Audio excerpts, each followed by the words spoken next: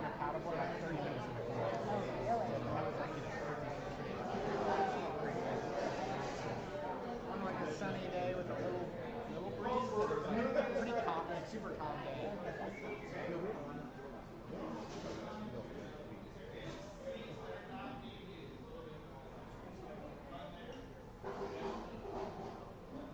Like anybody needs more than I do. This thing's supposed to be on. Oh, we're gonna turn it. Oh yeah, I'll turn it on.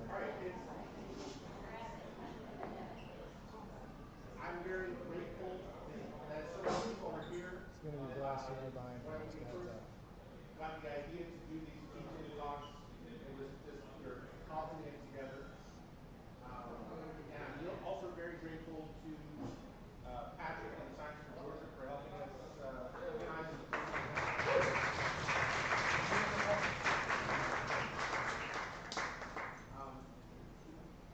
I have some information about Stand Up for Science, so I'm glad to talk to you offline about. Our speaker, David Katz, is an associate professor of cell biology at Emory. I've known him for several years, and I think his work really illustrates something that a theme needs to emphasize, and that is how scientific research yields benefits serendipitously. When I first met David, his research was kind of focused on events at the very beginning of life, when an embryo's sort of the molecular memory in an embryo is erased. So it can start all over again. But he discovered that his work has a connection to Alzheimer's. And that opened up a whole new avenue for him. So I think that's a great illustration of how the current administration says, you guys just move around. You've been waiting for all the money for decades and decades, and there's no return. But we get returns all the time. So, take it away. Okay. Try one thing before we get going. Okay. Make sure that it can transmit. Okay. So my name is, as Spring said, is David Katz. I'm an associate professor at Emory in the cell biology department. I've had a lab there for 15 years. And today we're going to talk about inherited traits, and as Quinn said, how my lab got into new insights into Alzheimer's disease. So if you need to contact me, this is my address on Blue Sky. And so here we go. Cool. I want to start by giving an acknowledgement to my good friend, Dr. Oda Richevi, who's at Tel Aviv University. He studies some similar inheritance of traits kind of thing. And it was a talk that he gave several years ago that inspired some of the themes that I'm going to talk about today. Okay, so what are traits? This is a picture of me. All right, maybe it's not a picture of me. This is a picture of someone who obviously has some very high quality traits, physical traits. And so obviously we can recognize that traits encompass physical traits, but also behavior and personality. A lot of that is included in a trait. Okay, and traits are encoded through DNA.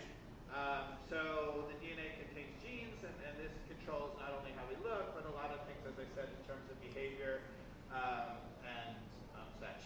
So I want to emphasize that not all traits are, of course, encoded in the DNA. So a lot of this is influenced by the environment, who your parents were, who you grew up with, or whatever. But as you know, there are a lot of traits that are encoded in the DNA.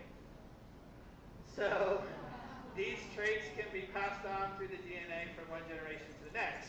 So hopefully you guys recognize some of these celebrities and their offspring. And you'll see that they often look alike. And in fact, they even often share common interests. So for example, these guys are funny. These guys and these guys are musical. A lot of these are actors, or in this case, this one's musical and this one's an actress. Okay? So we know that there are traits inherited through DNA. You may also be familiar with this very famous debate that occurred in the middle of the 19th century, which was pioneered by these two people, Lamarck and Darwin. And they were talking about whether or not acquired traits could be inherited. So Lamarck had this idea that you could acquire a trait and that it could then be inherited. So a famous example of that is in the giraffes here. What Lamarck said is that the giraffe stretches its neck out to reach the leaves, and then every generation that gets passed on, and that's how eventually this giraffe gets a really long neck and can reach the leaves. Okay? In contrast, what Darwin said was that there were random mutations, and these were selected upon by evolution. Now, we know intuitively that acquired traits are not inherited, right? So if you read a book, you know that your children are not going to know the contents of that book, and that may be an obvious example because it's a memory or a thought, but it's also true of physical traits. So if you pump iron and get really physical fit, it doesn't mean your kids are going to be physically fit, right? So we know intuitively that Darwin was right and that traits are not inherited.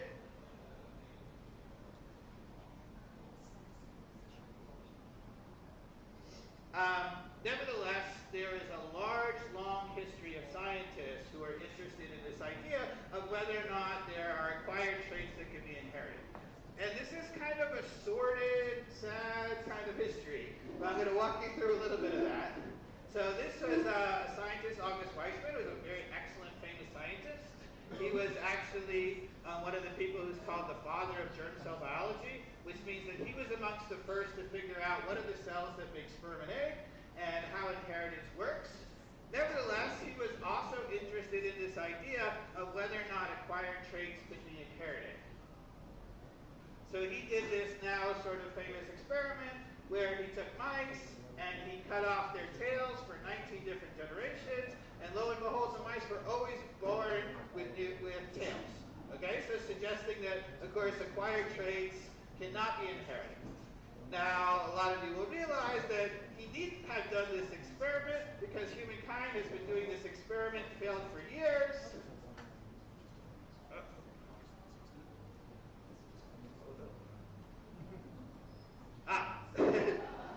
Failed experiment. So circumcision. So we, of course, know inherently that this is not true, right? Okay. All right, here is another, I think, more sad example. So in the Soviet Union, in World War II and afterwards, there was this guy, Trofim Lysenko, who was in charge of agriculture, and he had this really strong belief that acquired traits could be inherited.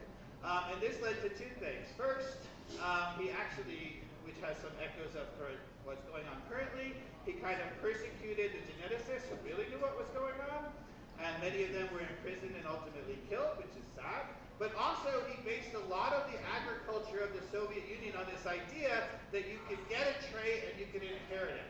And this actually had disastrous consequences.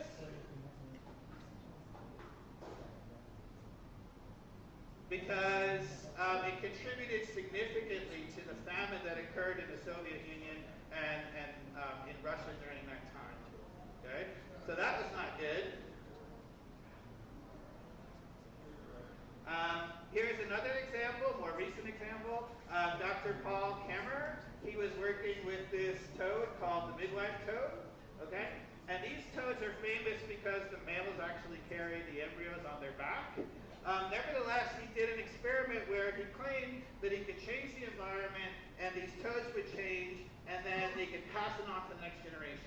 And this had to do with actually a pad that was on the foot of these frogs that could change, and when it changed, it would come from sort of clear to black, okay? It turned out that he actually was injecting ink into the pads of these feet, and the whole thing was a fraud, and ultimately, Sadly, he committed suicide when faced with the consequences of this. So this is not so good. Here's another example. James McConnell, more recently, 1950s, University of Michigan. He was working with this very famous organism called planaria, which is famous for regenerating. So you can cut off the heads of these and they will regenerate. And he claimed that you could cut off the head and it would regenerate. It would remember the memories from before. And even you could actually feed the ground up bits of one of these worms to the next one and it could transfer the memories. That was a little weird, and of course turned out not to be true. And in a weird twist of fate, he was actually targeted by the Unabomber for an explosion. So you can imagine that with this sordid history, there's all these people who believe that acquired traits could be passed on, and it led to famine, and it led to suicide, and it led to an attempted assassination. So naturally, I decided to revisit these questions in my own lab.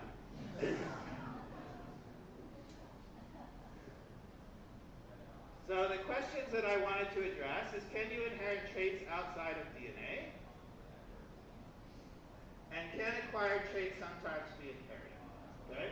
And the system that I chose to do this with is a tiny little worm called Cenorhabditis elegans. Okay? So this is a tiny little worm. You can't really see them by eye. If you looked at them, they would basically look like a speck of dust. Okay? And then under a microscope, they look like this. Okay? So they're kind of beautiful. And they grow in the soil. They're everywhere. In fact, their favorite place to live is actually in rotting fruit. So if you're in an orchard and you see a little bit of rotting fruit, you're like, maybe it's still okay. You eat it. You probably ingested one of these. It's harmless. Don't worry about it. You know who you are. Okay? But it's really, really good for studying inherited traits. So, and the reason why it's good is for two things. Right? First of all, this worm is a hermaphrodite. So unlike many organisms that have to mate, it has both sperm and eggs inside of it, and so all the progeny are produced from a single worm, and all of the progeny are genetically identical. The second trait that's important is that the generation time is only 3 days long. Okay, so you can get a lot of generations very quickly. Okay, so why did I decide to revisit these questions? Well, I told you before that traits are encoded by DNA, and in our DNA we have approximately 20,000 genes or so. And the way that these genes are read out is this enzyme called RNA polymerase. So RNA polymerase takes the DNA and it makes an RNA copy, and then this RNA copy is translated to protein. So this is basically the blueprint, and these are the building blocks. So if this was a house, this is like bricks and lumber and siding. Okay, and this is the blueprint. Now, every one of us have the same 20,000 genes, but they're all a little bit different. We have different variations, which makes us all unique. Okay? Despite that, in any given individual, like in me, every single cell has all the identical DNA. Okay? So every single one of my cells has exactly the same DNA, and yet it produces very different cell types. So this is a neuron, and this is a skin cell, let's say, for example. So how do you take the same DNA and you make very different cells? Okay? So that process is controlled by the fact that of the 20,000 genes or so, in any given cell type, only about 1/3 to 2/3 of them are on. Okay? So this might have a certain set of genes that are on, and this has a different set of genes that are on, and that gives you unlimited numbers of combinations. Okay? And so this allows you to build specific cells and develop them into tissues. So the process in which you have the same DNA, but it makes different proteins because some of the genes are on or off, right, in every single cell type, that's referred to as epigenetics. Okay? So my lab is very interested in epigenetics, and we're particularly interested in how DNA is packaged. Okay? So DNA is very long, okay? And you shove it all into a tiny little cell. Okay, obviously we can't normally see our cells unless we look under a microscope. So you're taking all of that DNA, you're shoving it into a tiny little cell, and including a tiny little nucleus within the cell. So how do you do that? How do you get all of that DNA into a tiny space? Okay, and the answer is you wrap the DNA around these proteins called a nucleosome. Okay, so there are millions of these in every single nucleus, and the DNA is wrapped around them, and it kind of looks like beads on a string. Or, and I think a better example, toilet paper. Okay, so here's my prop. Give me a second while I get it out. Okay, so in this analogy, the DNA is the toilet paper, and the nucleosome that it's wrapped around are these cardboard tubes. Okay, so these are nucleosomes. There are millions of them. Want a nucleosome? Anybody else want a nucleosome? You get a nucleosome. You get a nucleosome. No? Anybody? Anyway, you can get them later. All right. Now, I need you, sir, to very gently write your name on the toilet paper without ripping the DNA. Or your initials will do, it doesn't matter. I wanted to get my father to do this because his name is actually Gene, but he couldn't be here tonight.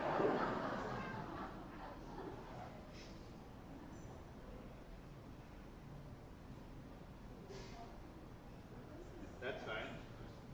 So, you can imagine, right? So if this is DNA and it's wrapped up in millions of nucleosomes, okay, and this is a particular gene. And let's say I'm RNA polymerase, so I actually have to read out that gene, okay? So right now, everybody can see it, right? Initials, is that DT? Okay, but now, if we do this, and we wrap it around the tube more, now what happens to the gene?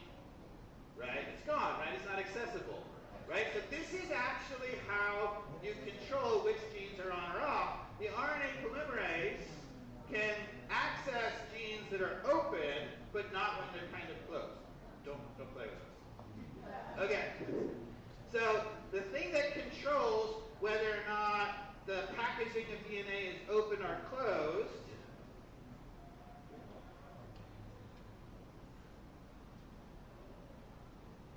is actually modification. Lysine 9 is methylated.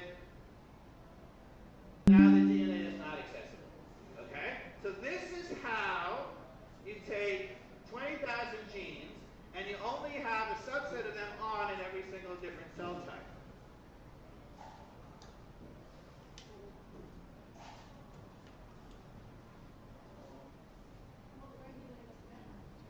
I'll get to it. But I'm having a little bit more for Okay. So if you have a particular different cell type, like here's a neuron and here's a skin cell, right? You have a subset of the 20,000 genes that are on in this neuron, and that's controlled by every single gene either being in a closed conformation or open conformation. And then in a skin cell, the number of genes are different because there's a different pattern of genes that are open or closed, okay? And what's really interesting about this is not only can you have open or closed, but that has a heritability component to it, okay? That means that if you have a set of genes that are open in this neuron, when that neuron divides to make a second neuron, or when a cell divides to make two neurons, what happens is those same genes that are open stay open and accessible, and the genes that are closed stay closed. Okay? So that way, every single neuron has the exact same genes on and off. And a skin cell, standing in front of mine.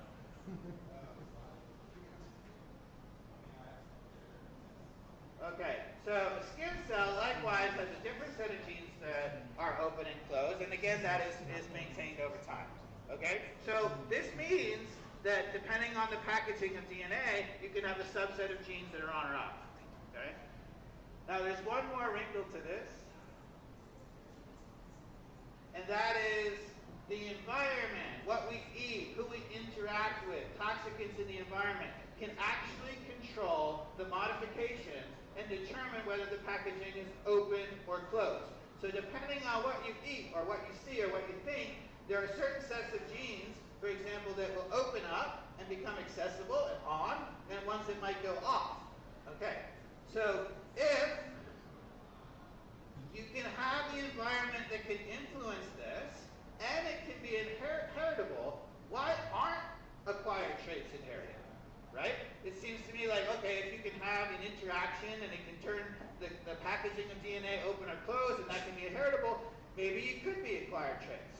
So one of the reasons why we think acquired traits are not inherited through this mechanism is because the modifications that I just told you about, the one that's associated with open or closed, they actually get erased every generation. Okay? So starting when I was a postdoc with Bill Kelly, we discovered that, first let me tell you about this. So, how many of you know about the birds and the bees? Okay, if you don't, I'm going to tell you. No, I'm not going to do that.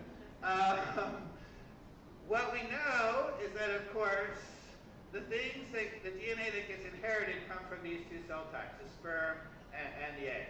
Okay? So, and like, all the other cell types that I just showed you, the neuron, the skin cell, as genes turn on in the process of making these two cell types, they get this modification, and again, that controls whether things are open or closed. So you have a set of genes that are absolutely essential to make a sperm or an egg, okay, that are now open or closed, right? And what we think is, if those were to continue to be on, they could result in those genes being on in the next generation. So what we discovered was that there's this enzyme called LSD1 or SBR5 that are the exact same thing. Okay, this is what it actually looks like. So LSD1 is a histone demethylase, which all that means is that it can actually remove this modification. Okay, so if you have, go back to our example, a gene that's open, that's required for making a sperm, right? Now, when it sees this enzyme, it'll be closed. Okay? And now that sperm gene will not be on anymore. Okay? And so that's the way that you can actually reset things every generation and prevent these sort of acquired traits from being inherited. And we know this is true because we did an experiment where we actually got rid of this enzyme, and we did it in C. elegans. Okay, so this beautiful little worm that I showed you before has a short generation time, and it's a hermaphrodite, so it's really easy. And what we saw is what you might predict, which is the amount of this open modification gets higher and higher as you go across generations. So you don't need to get the details of this graph, but this is what's called a chip experiment or chromatin immunoprecipitation experiment. All it is a fancy term for saying how much of this K4 methylation, this modification that keeps genes open, right? How much of it is in each gene? So each one of these lines is actually a sperm gene, and then we're looking in these mutants, in these populations of worms across generations. So what we see is that when you don't actually erase this modification, it actually can accumulate and get higher and higher across generations. Okay, so we sort of took away the brakes, and now you can actually inherit this open state. Okay? And to our surprise and astonishment, this actually caused a change in inherited trait. Okay, so when you lose this enzyme LSD1, and now you can't erase the modifications of the packaging between generations, you get sterility across generations. So I'm just going to show you that data. So this is a graph. On the y-axis is the number of progeny, and on the x-axis is the generation. So 1, 2, 3, 4, 5, etc. So worms are very proficient. They actually, C. elegans, each worm has about 300 progeny. So if you look at a normal worm, which is what the black line is, there's 300 progeny, and of course that never changes. It bounces around a little bit because there's a little bit of variability, but it doesn't really change. Okay? But if you don't have LSD1 and you can't actually erase the packaging of DNA, what happens is they start out pretty normal, but over many generations, now the population of worms here have almost no progeny. Okay? So now, when we took away the brakes, you can get an inherited trait. Okay? So exciting because it suggested that this enzyme is one of the reasons why you don't inherit traits through this mechanism.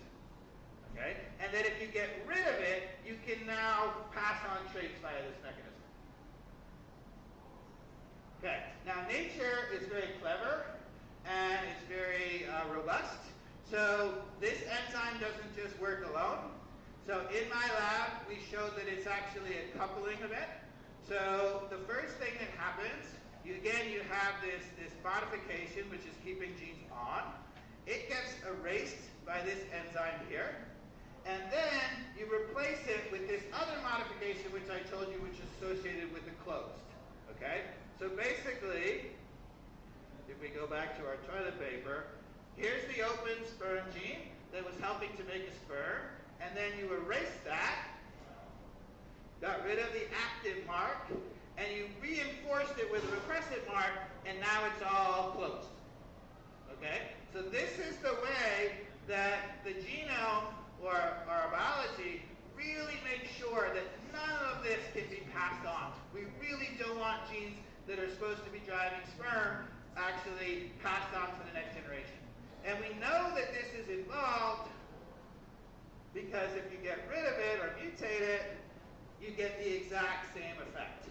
So here now I've now superimposed in green that these MET2 mutants actually have the same sterility across generations. So again, you can pass on this trait. Okay, is all of this going to get inherited? Can you take these sperm genes and now would they be expressed everywhere in the next generation when they're never supposed to be on? Okay, they're never supposed to be on here. They are supposed to be on here. But if you get rid of this mechanism, could the actual packaging of DNA be passed on? Could those genes be expressed everywhere? And to our astonishment, the answer was yes. So here I'm now showing you a worm for the first time. So this is actually a tiny little baby worm. And the details are not that important. This is an SM fish experiment. But what you're seeing here is that each one of these dots corresponds to an RNA. So that means the gene is on, right? Because remember, the RNA is going to make a protein. Okay? So each one of those dots means that the gene is on. Okay? This is actually a sperm gene. So these are the two cells in a normal worm that give rise to sperm. Okay? So normally you should see the dots only here. But now, when we got rid of both of these enzymes, and you can't reset the packaging of DNA, what you can see is that the dots are everywhere. Okay? So now, these sperm genes in the next generation are being expressed, are being on in every single cell. So that kind of astonished us. And you can imagine with such a dramatic effect, is there, again, an inherited trait? And what was really exciting is that the inherited trait was extremely robust. So now, loss of LSD1 and MET2 leads to a severe behavioral defect in the progeny. So what I'm going to show you now, you're now looking down on a plate. Again, these worms are really, really tiny, so this is under a microscope. What we've done is we've placed food here and here. These are the worms here. And when I play this video, it's sped up, but this is a video of about an hour. You can see that the worms, they're really good at finding food. They're just going to go straight over to the food.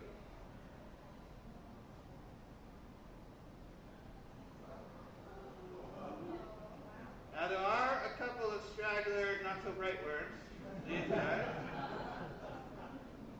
But they eventually will make it too.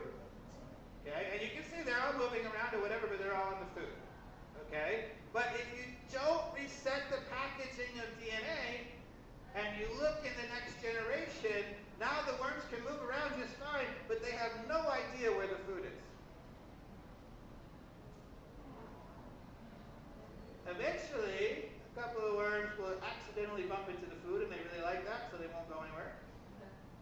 But as you can see, this video is the same amount of time, and it's not nearly what I just showed you. Okay? So this is really interesting because it suggests not only can you have an inherited trait, but it can affect something as complex as we think of as behavior. Okay. All right. So both of those experiments that I just showed you was when we got rid of the brakes, basically. When we got rid of these two enzymes, which are designed to prevent this from happening. So just to be clear, I'm not suggesting this happens normally. What I'm suggesting is that these actually prevent inheritance through the mechanism. And when you get rid of them, now you can, of course, get inheritance. Okay? But we wanted to go a step further and say, okay, what if you just perturb the input quite a bit? So what we did is we manipulated this other enzyme called WDR5. So WDR5 is actually the enzyme which adds this active mark.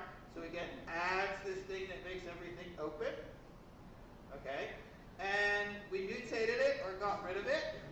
Okay? And when you do that for some technical reasons, what happens is this repressive mark kind of goes nuts. So it goes, whoa, we get a lot of it. So what we've done is we've taken a bunch of genes that are supposed to be open, and we've closed them. Okay? So now we've made it like this. Okay? And the question is that inherited? And does it actually cause a change? And the answer was yes. So first I'll prove to you that yes, this repressive mark can be inherited. So here I'm showing you a chip experiment similar to what I showed you before. The technology got better over a few years. So previously I showed you 4 sperm genes. Now I'm showing you every single one of the 20,000 genes.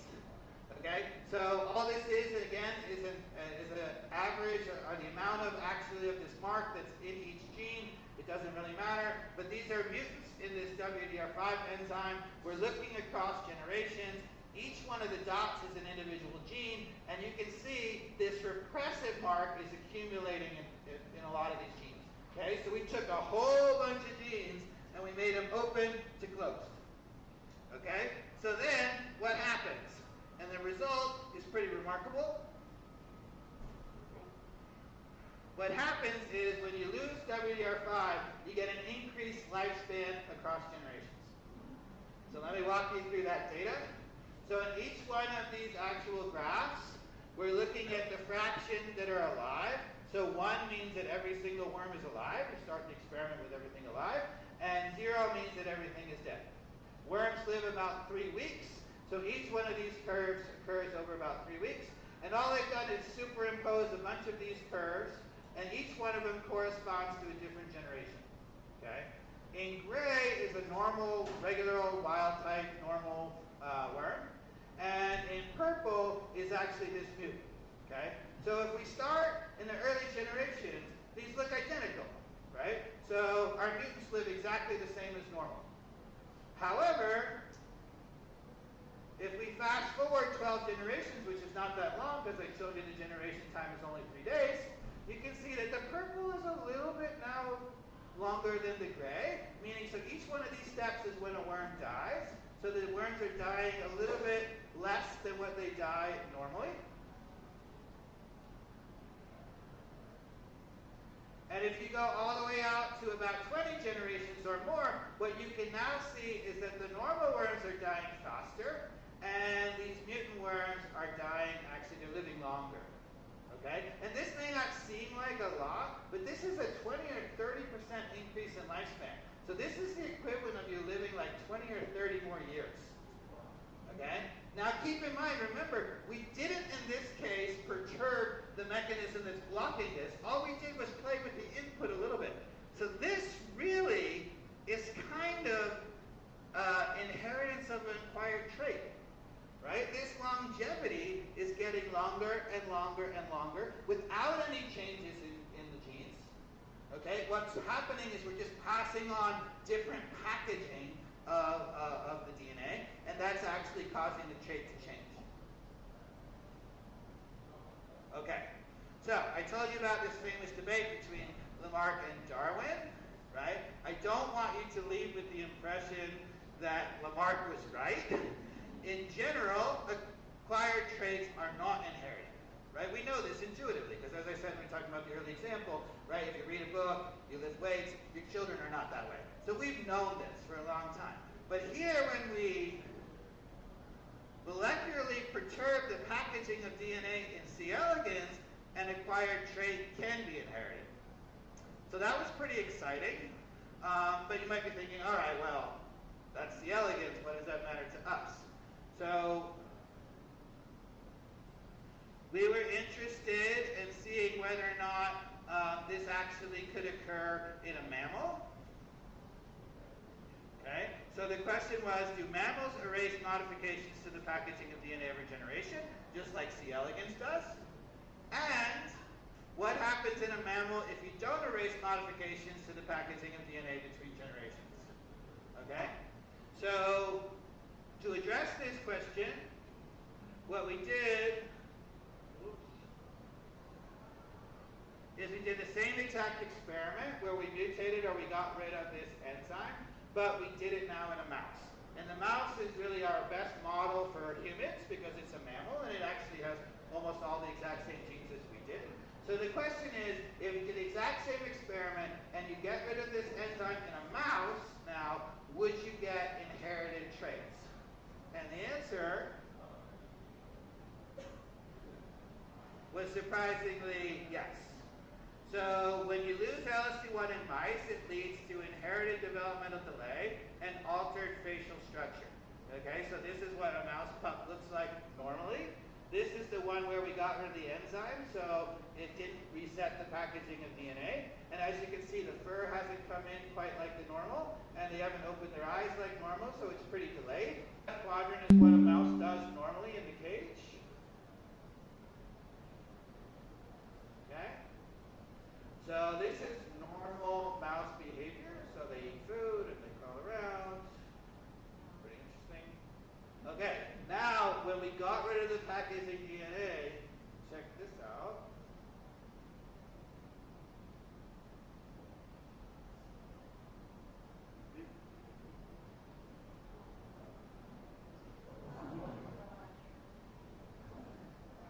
Okay, and just to convince you that that's not just one single mouse, there's another one. Does backflips all night long. Very unusual. This one likes to jump a lot. Also very abnormal compared to this. And eventually you'll see it also wants like its friends to do backflips. And there it goes. Okay. So when we got rid of the packaging of DNA, the resetting of the packaging of DNA, you get inherited traits in mouse also.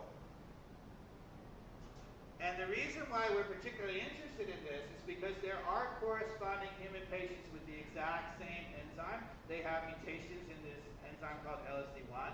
And what's really interesting about these patients is they have altered facial structure, developmental delay, intellectual disability, and repetitive behavior, right? So I just showed you 3 of those, altered facial structure, developmental delay, and repetitive behavior, right? So this raises the possibility, does epigenetic inheritance actually contribute to the human disease and the traits in these cases, right? So we're actually investigating this now using human samples.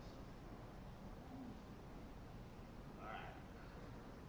Okay, so many of you may have come to this lecture thinking, oh, you put Alzheimer's disease in the title, right? You know, so what does any of this have to do with Alzheimer's disease, right? And here's the answer. It doesn't, or at least we thought it doesn't, okay? And what I'm going to show you is that ultimately it did, and to a really surprising way. But before I show you that, I want to tell you a little bit about how we make major medical breakthroughs. So you might think that most major medical breakthroughs are made because scientists are really, really working hard on a disease, and then they figure it out, and then they make a drug, and then it solves it, okay? That's not usually what happens. Usually what happens is that the scientists are studying that disease, and they learn some things about it, but the major breakthrough very often comes from somebody studying something completely different, and they get an insight, and they're like, oh, but wait, it corresponds to this. Okay? So I'm going to tell you a few of those examples, and then I'm going to tell you about our own example. Okay? So first, let's talk about a disease, diabetes. Okay? So what used to happen to people with type 1 or type 2 diabetes before insulin? So raise your hand if you know what used to happen to people who had type 1 or type 2 diabetes before we found insulin. We kind of don't really know that much because we have insulin, right? It makes a big difference. But what used to happen is in type 1 diabetes is caused by an actual mutation in the patient, and typically before we had insulin, the patient died shortly after being born. Okay? And type 2 diabetes, which is caused by insulin resistance, mostly because people are overweight, those patients had heart and liver failure, blindness, the amputation of limbs, and typically premature death. So diabetes was a horrible disease. The reason why we don't think about it that much right now is because we do have insulin. Okay? So the key to treating diabetes was our ability to make insulin, and insulin triggers cells to take up sugar from the bloodstream after eating. Okay? So what was the key breakthrough that allowed us to treat diabetes? The major breakthrough was actually our ability to isolate the insulin gene by cutting it out of DNA. Okay? And the reason why we discovered that had nothing to do with studying diabetes. Actually, scientists were studying bacteria. This is a giant, enlarged bacteria. And bacteria, it turns out, just like us, they get colds. Okay? So this is a virus that infects not us, but bacteria. Okay? So bacteria get basically a cold, they get a virus. And what the scientists discovered is that one of the ways that the bacteria protect themselves from the virus is they use an enzyme to specifically cut up the virus DNA. Okay? This led to the discovery of what are called restriction enzymes, which specifically cut DNA. These three scientists won the Nobel Prize for that. And it was absolutely essential because it allowed us to clone the insulin gene and actually make insulin for humans. So this was the critical breakthrough, studying how bacteria get sick. Okay. Now, fast forward. Those of you who watch TV will be familiar with these things. Okay, Wegovy, Ozempic. This is the future of the insulin field, right? So these are drugs that actually cause people to feel that they're not hungry and actually induces weight loss. These are GLP receptor agonists. So what the heck is that? So GLP is a hormone that triggers the secretion of insulin and satiety after eating, so you no longer feel hungry. So you might think, okay, fast forward just, all the way up till now, we found insulin, then we kept studying it, and we eventually figured out exactly how to manipulate it and turn it off so that you no longer feel hungry. That's not what happened at all. What happened was this. People were studying the Gila monster. So the Gila monster is a lizard that lives in the desert. So what the heck does this have to do with this? Okay, so these two scientists actually had the insight to say, these Gila monsters actually really only eat about once a month. Okay, so how do they control their appetite and only eat once a month? It turns out they make a GLP-1 receptor agonist, which actually decreases their metabolism and makes them feel like they're not hungry, so they only have to eat once a month. Okay? And it turns out that's actually developed into what are now these two drugs. Okay, so the major breakthrough in this drug was not actually figuring out exactly how we can manipulate this, but actually figuring out why a Gila monster only has to eat once a month. Okay, one more example. Neurodegeneration. So there is only one neurodegenerative disease that we have a really effective treatment for, and that is the disease called spinal muscular atrophy. This is a really horrible disease. So kids start out developing normally, and then they get to about this age, and then all of the neurons in their spinal cord actually start dying, and then within a couple of years they're completely paralyzed and they die. So this is a horrible, horrible disease. It now we think might be cured, okay? And you might think, oh, all these people studying spinal muscular atrophy figured out how to stop these neurons from dying. That's not actually what happened. The key breakthrough in this field was C. elegans. Okay? We come back. All right. So what does C. elegans have to do with this? Okay, so these two guys, who are colleagues and friends of mine, Andy Fire and Craig Bello, they were actually just trying to determine how worms turn genes on or off, and they actually discovered that you could regulate genes through double-stranded RNAs. Okay? Now, fast forward a few years, these double-stranded RNAs are being used to turn this gene back on, and these kids now take this drug, and as far as we can tell in the first couple of years, they don't progress at all. It's basically completely cured them. Okay? So this is an amazing example. It's the only neurodegenerative disease that we can really treat.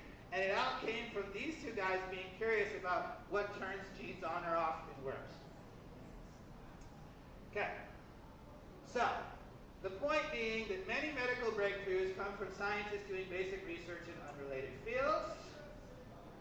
So how did my lab studying epigenetic inheritance generate new insight into Alzheimer's disease? Okay? So you already know that we were interested in this enzyme LSD1, and we were studying it in mice.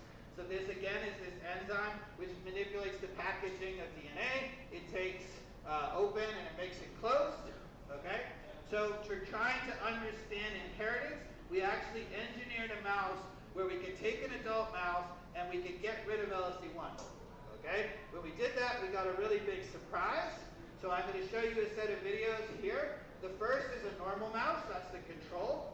And then the second mouse, what we discovered is when you get rid of this enzyme in adult mouse, it starts to develop paralysis. So again, a normal mouse, if you hold it up by its tail, tries to run away. And then if you take a normal mouse and then you get rid of LSD1, this is what happens. They start to show signs of paralysis.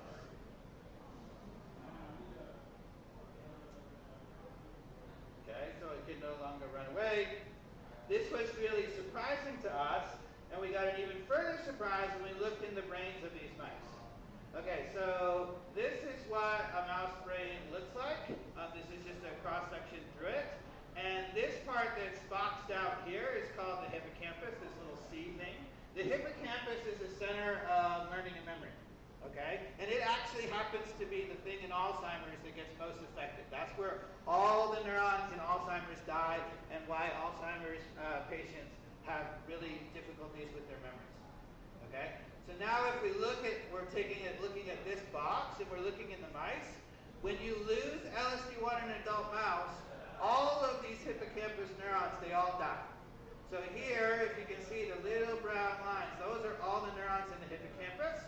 When we lose LSD1, completely gone. So that was a big surprise to us. So you need LSD1 to actually prevent all of these neurons, the same ones that die in Alzheimer's, to prevent them from dying. Okay, changes that occur in a human Alzheimer's disease patient. So I'm showing you a graph. On the y-axis are all the changes that occur in an Alzheimer's patient, and on the x-axis are all the changes that happen when you lose LSD1 in mice. Okay? What you can see, each dot corresponds to one of the 20,000 genes that mouse and human have in common. So this is the entire, every single gene. You can see that they heavily skew towards here and here. What that means is when you have Alzheimer's disease, if a gene goes up, it tends to also go up when you lose LSD1. And when a gene goes down in Alzheimer's disease, it tends to also go down when you lose LSD1. So just getting rid of this one enzyme actually triggered basically all the pathways that we see in Alzheimer's disease. So this was astonishing to us. We didn't expect that.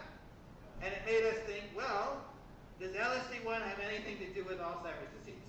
So when we discovered this result, I knew very little about Alzheimer's disease. Maybe you knew more than I do. But I've learned a lot over the last few years. So I'm going to give you the very brief crash course, not actually in the symptoms of Alzheimer's disease, but in actually the mechanisms that we think underlie Alzheimer's disease. Okay, so here is Alzheimer himself, the doctor who which the disease is named after. Both him and this other guy, Oscar Fisher, were the ones who discovered what was going wrong in this disease, and the disease is now named after him. So what they found is they found a patient who had dementia, and they did, after the patient died, they looked in their brains, and they found two different proteins which seemed to now misfold. Okay? One of them was a protein called amyloid beta, which is not shown here. The other one is a protein called tau. These are Alzheimer's original drawings from his 1911 paper, saying this is what he sees in Alzheimer's brain patients. in the brain. Okay? So, tau, what the heck is tau? So I told you proteins, of course, are the building blocks. So tau is just another protein. It happens to be in a neuron, in this part of the neuron called the axon. Okay, this is where it is normally. Okay? But what he showed and what these drawings are is that in Alzheimer's disease, it now is misfolded in the cell body of the neuron. Okay? So it's no longer the right structure, and it's no longer in the right place. Okay, so, all right. So this is moved, from this axon now into the cell body, and that highly, highly correlates with neurons that die, but we have no idea why that might be causing neurons to die. Okay, so these original drawings is what's going on here, and that highly correlates with the disease. Millions or billions of neurons die in the hippocampus of Alzheimer's patients. They all seem to have this misfolded tau that's mislocalized, but we have no idea if or how that actually kills a neuron. So we got a clue when we started to look at LSD1 in Alzheimer's disease patient brains. Okay, so these are all people who have died and they donated their brain, and we've looked at LSD1. So here is LSD1 in a normal person's brain. And what that is that LSD1 is in the nucleus. That's good because that's where the DNA is, that's where it's affecting, again, the packaging, right? So it has to be in the nucleus. All right. So as I told you a minute ago, tau is actually in the cell body. Is what tau looks like. They look like little comets, right? These are the neurons that we think are about to die in an Alzheimer's brain patient. But if you now look at LSD1, not in a normal brain, but in an Alzheimer's disease patient, you see this. And this looks a lot like this, and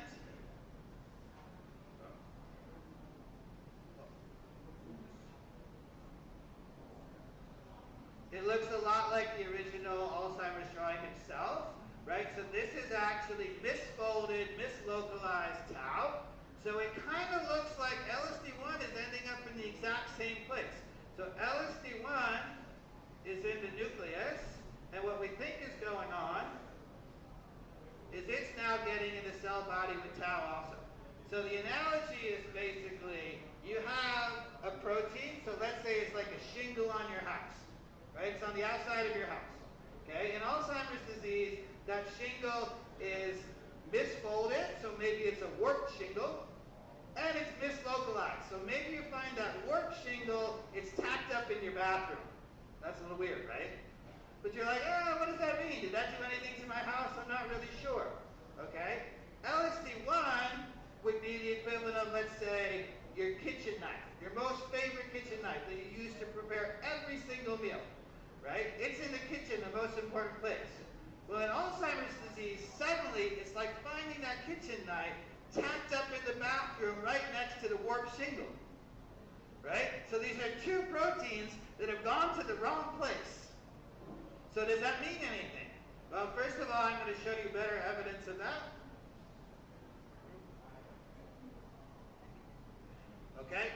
So to do this, to make it look a little bit more clear, it's very difficult to do this in human patients because, of course, patients only die once, and you never know when they're going to die.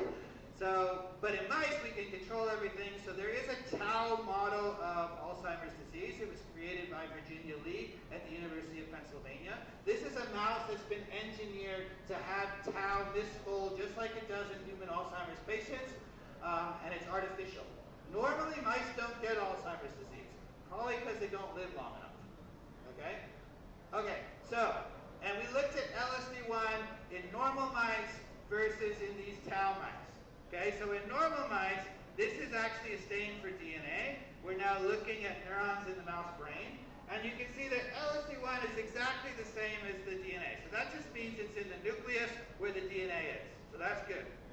However, if you look in a tau mouse, what you see is something very different. All of these rings, right, instead of the nucleus. Okay, it's around the nucleus. So just as as I showed you before, what we think is happening to LSD1 is it's no longer in the nucleus, and it's in the cell body exactly where tau is misfolding. Okay? So, what do we think is going on? Okay, so here's LSD1, it's in the nucleus, and then again what it seems to happen is it's in the cell body with tau. I'm going to show you now a movie about what we think might be happening. So, if you can imagine, this is like looking into your brain. Okay, so if you looked into your brain, you would see a lot of neurons. Okay, here's the neuron with the axon, and here's the cell body. And if we now zoom and go flying into the cell body,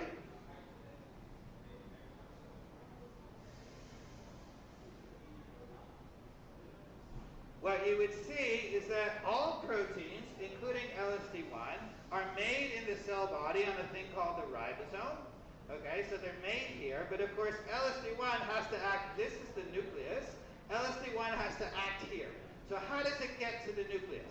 There's this complex here called the important complex, and its job is to take LSD1 and move it into the nucleus, like so.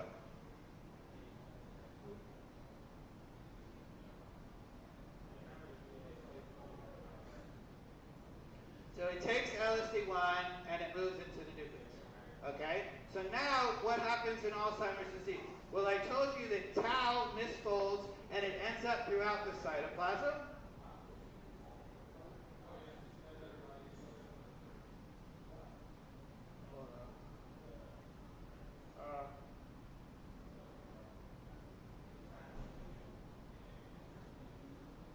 Can you play that for me?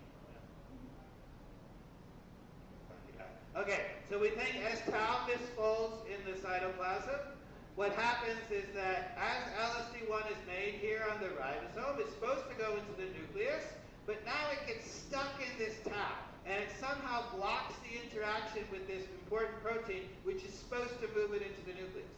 So, as you know, if LSD1 doesn't get in the nucleus and it can't function there, what's going to happen? Well, we already showed that to you in a mouse. Right? All of the neurons are going to die, and all of the Alzheimer's pathways are going to get activated. So this is what we think is going on, that misfolded tau causes neurons to die, getting LSD1 stuck in the wrong place. And if this is the case, it makes two different predictions. Okay? The first prediction is that if we actually reduce the amount of LSD1, it should be easier for tau to make it get stuck and to have it be lost from the nucleus, and everything should get worse. Okay? And if we actually make lots more LSD1, some of it will get stuck, but some of it should be free to interact with this complex, go in the nucleus, and if it still goes in the nucleus, maybe the neurons won't die. And it turns out both of those things are true. So reducing LSD1 makes neurodegeneration more severe in the tau mice. So this actually is now MRI of a mouse brain. So we have a tiny little MRI where the mouse goes. Right? Pretty cool. All right? So here's tau mice at 6 months and tau 10 months. They don't really have anything at 6 months, but by 10 months you start to see these little white spots. That indicates that there's a loss of cell matter because neurons have died. A little bit. Okay? But when we reduce LSD1 in the tau mice, look what happens. Right? The white spot gets huge because a ton more of the neurons die. Okay? So just by reducing one protein, we can actually make the tau Alzheimer's model way worse. Okay? So then the question you might be asking, can we actually cure the tau mice? And the answer is yes. So increasing LSD1 blocks neurodegeneration in tau mice. This is just a different way of looking at neurodegeneration. This is the hippocampus again, that letter C. Okay? So in a normal mouse, these are the neurons that are there. Okay? In tau mice, it's a little hard to tell, but this layer gets a little bit smaller. And if we actually look at quantification of that, it's here. So now what we've done is just counted the number of neurons in each one of these little areas. Okay? So in control mice, we see that there are about 120 in any given area. In the tau mice, there's some variability because this is naturally occurring in a mouse over about a year. So some of the mice don't actually lose a lot of neurons, but a lot of them do. So many of the mice now have only 50 or 70 per area. But now, if you just make extra LSD1, these neurodegeneration is completely gone.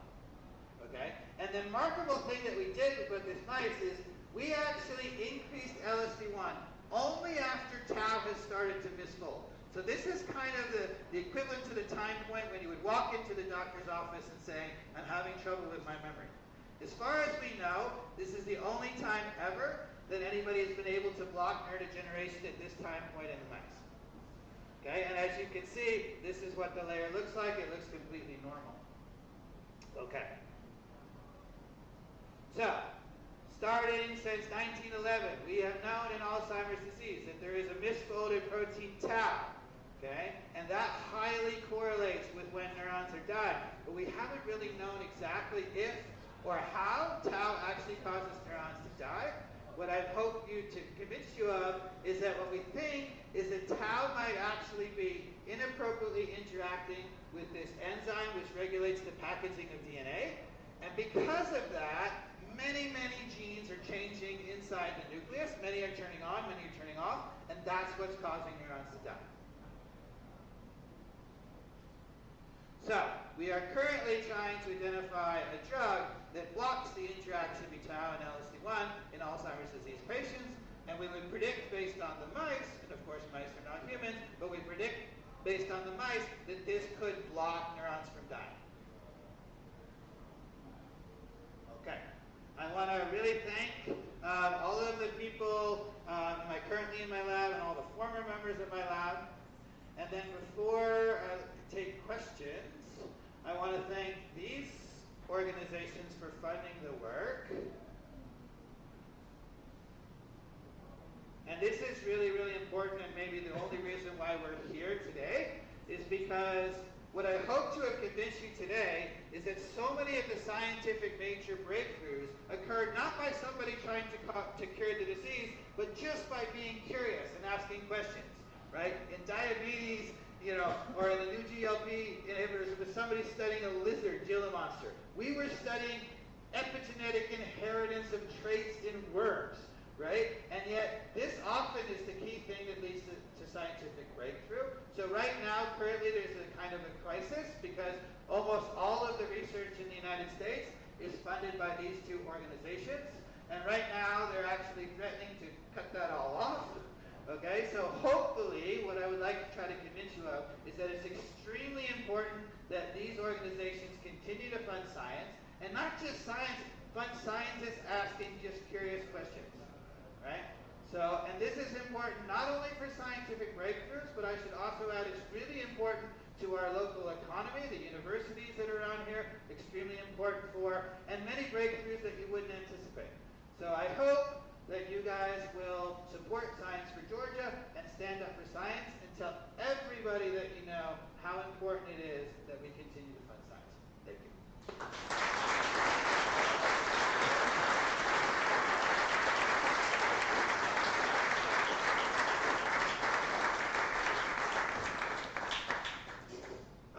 If anybody needs to go, they can, but I will take questions. Can we just blood the brains of people with getting Alzheimer's with LSD1? This is a great question. Could you repeat the question? Yes. The question is, can we just flood Alzheimer's patients with lots of LSD1? Because in the mice, it would suggest that that would block the neurons from dying. The answer is, technically, no. We don't have the ability yet to do gene therapy in the brain, so we can't even do that. The other potential limitations are twofold. One limitation is that it's possible by putting too much in there, you might create another problem. We don't really know that for sure. That's probably less of a problem because if you have Alzheimer's disease, you can just keep your neurons from dying. You'd probably be a lot happier. The other potential issue is that ultimately there's so much tau that builds up that even in our mice, if you take them out a lot longer, the tau wins the battle. So just making more of it actually will block neurons for dying in mice for 3 to 4 months. Now, mice live 2 years. 3 to 4 months, it's hard to say what that is in a human. That's probably a good at least 10, 15 years. That might be really good. But we don't know if it will be permanent. So Gila monster have lots of food, or it's only once a month? That's a good question. I don't know the answer to that. But again, what's really curious about it is that it's just people thinking about interesting questions like, how the heck does a Gila monster live? It only eats once a month, right? I mean, who would think to ask that question? Ozempic patients have lots of food. That's true. Ozempic patients have lots of food, but the way these antagonists work is they actually completely block you. They make you satiety, right? So you feel like you're full. So it doesn't matter they have access to a lot of food. You just stop eating a lot of it. So these drugs actually work really, really well. The only thing about them is that the early data suggests that you have to continue to take them. The moment you take them off, you go back to eating lots of food and your weight loss goes away.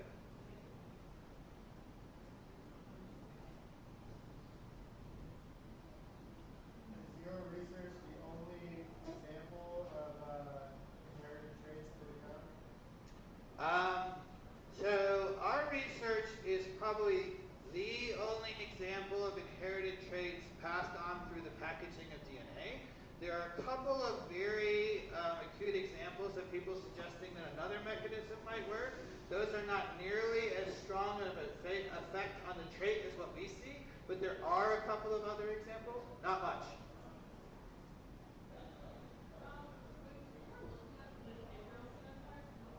Yeah. Yeah.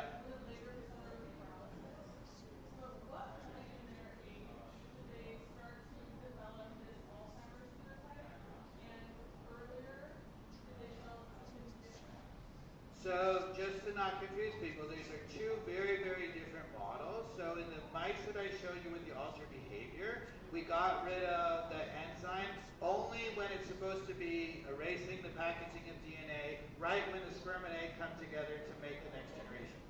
So those actually mice that we have, they actually have normal enzyme. They don't get any Alzheimer's or neurodegeneration. Right? Actually, from the moment the sperm and egg come together, after that, they have normal from then on. So that allowed us to look at that question.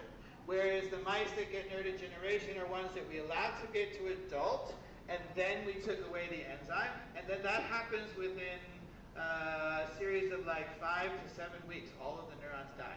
So it's very, very scary and very severe.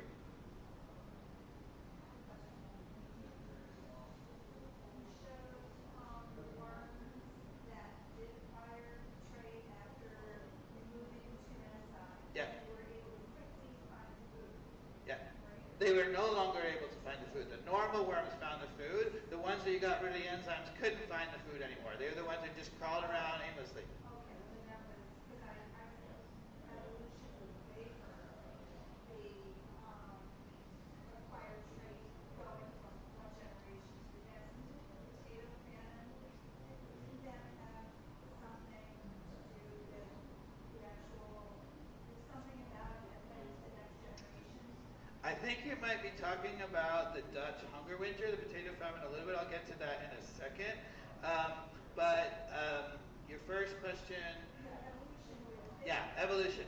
So what's interesting about evolution is we think of evolution really only acts on DNA, right? So if you have a mutation, it can be selected for against.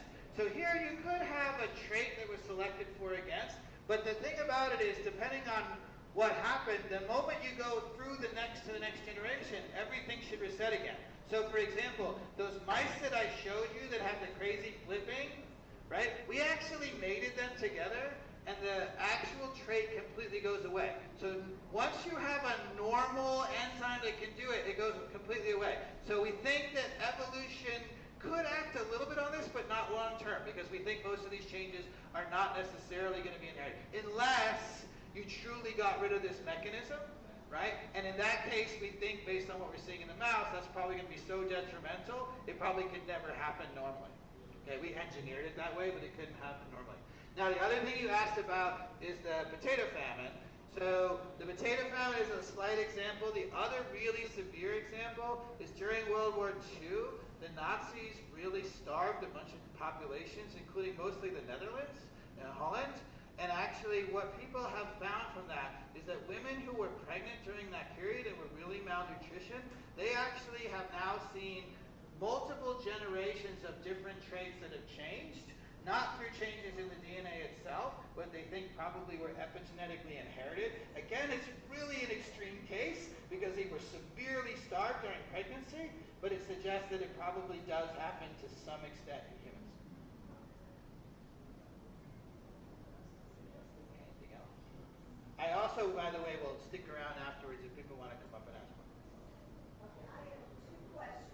Yeah. One is, are you familiar with current drugs that are given to people with Alzheimer's at this point in time? Yeah. How does that relate, or how does that mechanism work in those drugs versus this? Yeah. And then the other one is particular diet that can affect your unblockable enzyme. So the second question is absolutely yes. So diet can affect how these genes are packaged. We don't really know the relationship yet, but clearly eating different things. There's some really good examples of like toxicants that have now thankfully been removed from plastics will actually affect this quite a bit.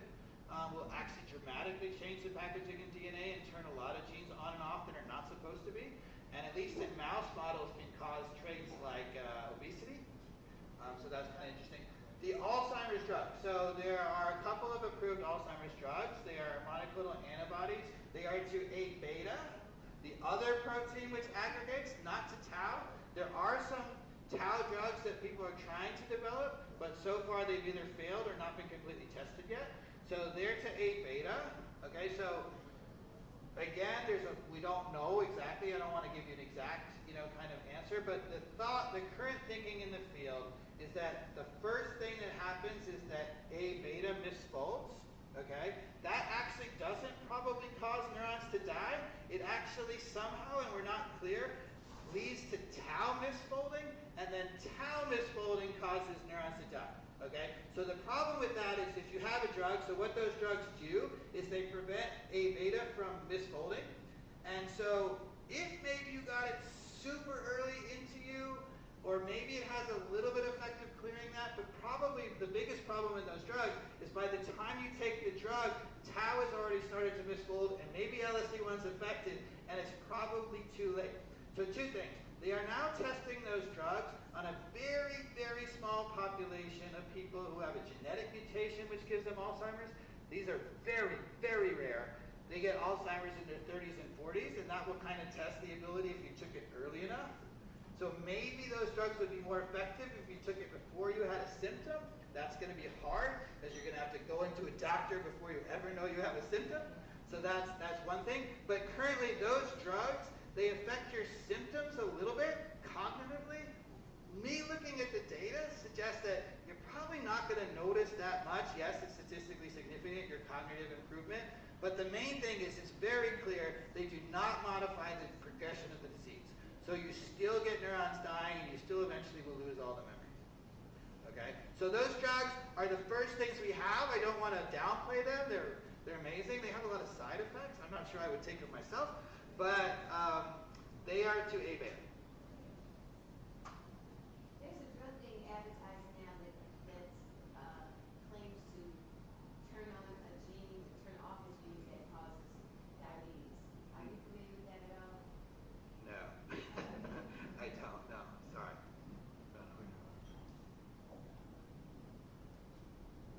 So, how are these connections made? If you were doing your experiments, launching mice, blood pathways, etc., Yeah. how is the connection to Alzheimer's made? Is that something that people just reading, a conference, you find people? Like, how are those connections? So this connection was made because, so the first thing we saw, which was the first thing that alerted us to it, is that these mice start to get a little bit of paralysis. That's what I showed you, right? And that was surprising because we thought, okay, this thing doesn't have anything to do with the brain. And so that was a surprise. So that's what caused us to look in the brain. And the reason why we first thought about Alzheimer's is we actually then went into the brain and we saw that all the neurons were dying. And then the thing that got us really to Alzheimer's, because we still didn't know neurons dying, does that have anything to do with Alzheimer's, was that when we looked at all the genes that go up and down were very, very similar to Alzheimer's disease. So that's the first time that I went to all the Alzheimer's people and said, tell me about it, what can we do? Right? And so, people suggested to us, and that's how we got to those tau experiments. But the connection that we made was actually just the science taking us there. We did it completely unbiased. We just said, what are the genes that change? And you literally feed it into a computer, and it compares it against any other experiment that anybody has ever done to look at gene expression, and the computer said, Alzheimer's. And we were like, what? That's what happened.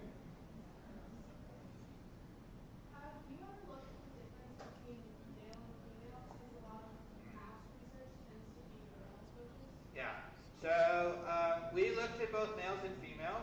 Both of them, both males and female mice get neurodegeneration when you lose LSD1. They'll eventually get the same exact effect, the same exact trait. All the neurons die, they get paralysis.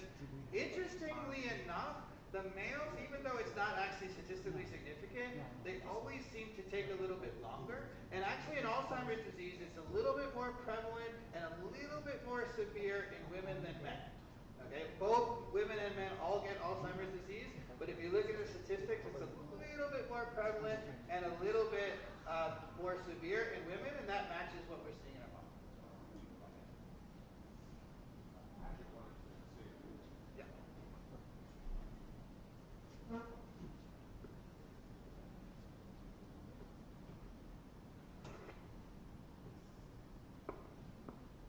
Hello, everyone. Everyone hear me okay? Great. So first off, thank you for coming. This vastly expanded more than we thought it was going to. We had 68 people in a room, probably designed for less. So thank you for all squeezing in. My name is Katz. I'm Director of Engagement, Science for Georgia. We do science talks like this once a month. Twice a month if we can count our climate survival trainings. And we just really would like to thank you again for coming to this talk, for knowing that science matters in Georgia.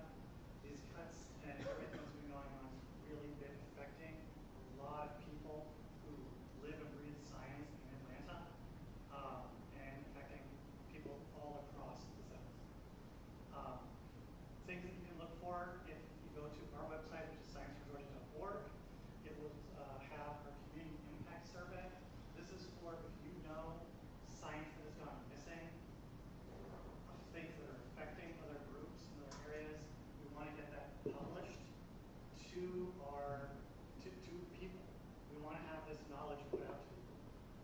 You'll find the survey here. There's a QR code.